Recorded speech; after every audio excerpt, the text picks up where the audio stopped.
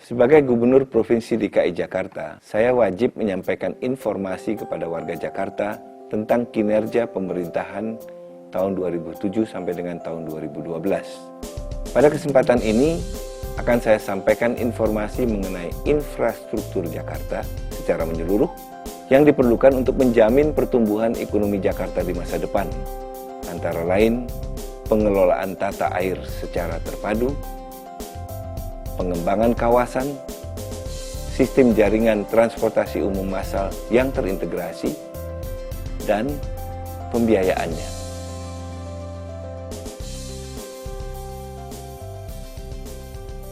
Potensi banjir yang disebabkan volume air dari hulu di Jakarta sudah berkurang, terutama dengan selesainya normalisasi kanal banjir barat, berfungsinya kanal banjir timur, dan dilakukannya pengerukan sungai dan anak sungai, termasuk Cengkareng dan Cakung Drain. Ancaman berikutnya yang dihadapi Jakarta adalah masalah penurunan permukaan tanah dan kenaikan muka air laut. Kedua faktor ini dapat menyebabkan banjir rob dengan risiko adanya tsunami. Untuk mengatasi hal tersebut, pemerintah Provinsi DKI Jakarta telah membangun tanggul pesisir dan telah menyusun master plan tanggul raksasa atau yang lebih dikenal dengan Giant Seawall. Proyek ini mempunyai fungsi ganda.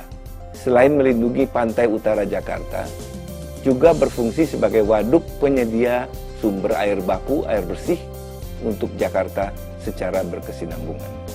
Diperkirakan pada tahun 2030, Jakarta akan mengalami defisit air minum sebesar 8,7 meter kubik per detik dan akan meningkat menjadi 19,5 meter kubik per detik pada tahun 2080. Waduk seluas lebih dari 10.000 hektar dengan volume air baku sekitar 1 miliar meter kubik akan terintegrasi dalam suatu kawasan Giant Seawall.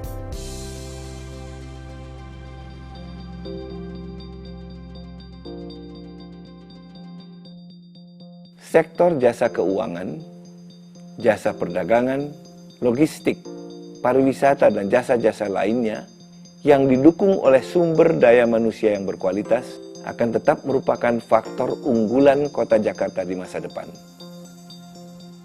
Keterbatasan lahan di daratan Jakarta harus diimbangi dengan pemanfaatan ruang wilayah perairan yang terintegrasi dengan pembangunan Giant Seawall. Di bagian barat Giant Seawall akan dibangun kota baru seluas kurang lebih 1.500 hektar sebagai pusat jasa nasional, regional, dan internasional, sekaligus pintu gerbang ibu kota negara.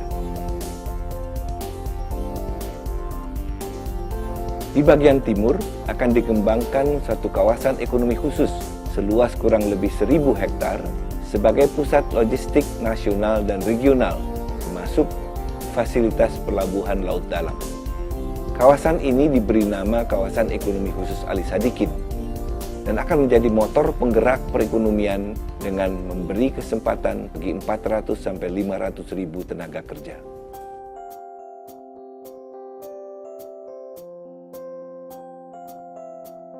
Pemerintah Provinsi DKI Jakarta telah mewujudkan sebagian besar dari pola transportasi makro yang bertumpu pada sistem angkutan massal dan peningkatan rasio jalan.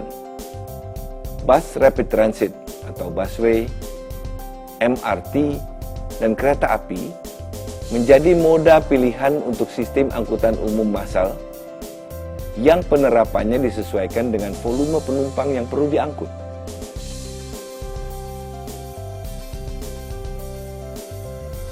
Karena kesulitan penyediaan lahan, maka untuk peningkatan rasio jalan hanya dapat diselesaikan dengan membangun jalan layang.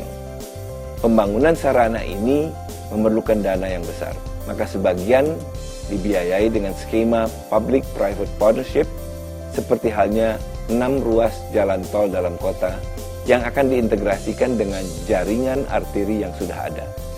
Penambahan rasio jalan dengan cara pendekatan tersebut akan memisahkan lalu lintas jarak jauh dengan lalu lintas lokal dan tidak menambah beban jalan existing.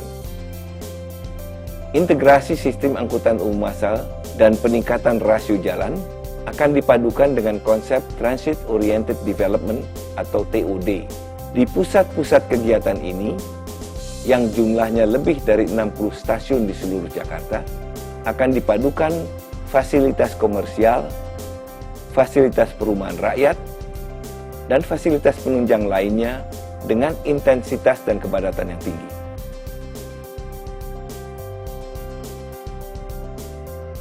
Di luar kawasan ini akan dapat ditata ruang terbuka hijau dan fasilitas publik seperti taman dan hutan kota dengan proporsi yang lebih baik.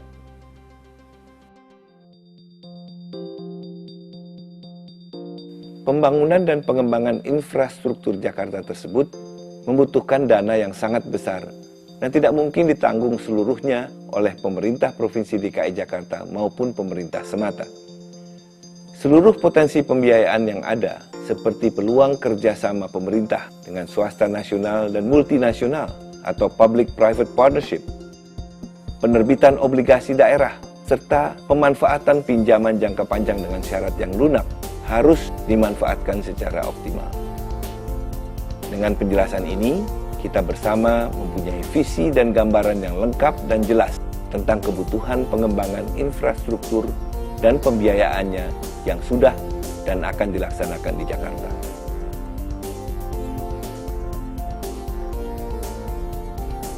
Jakarta masa depan yang lebih nyaman, lebih maju, dan lebih sejahtera hanya dapat diwujudkan dengan semangat kebersamaan dan paradigma yang tepat.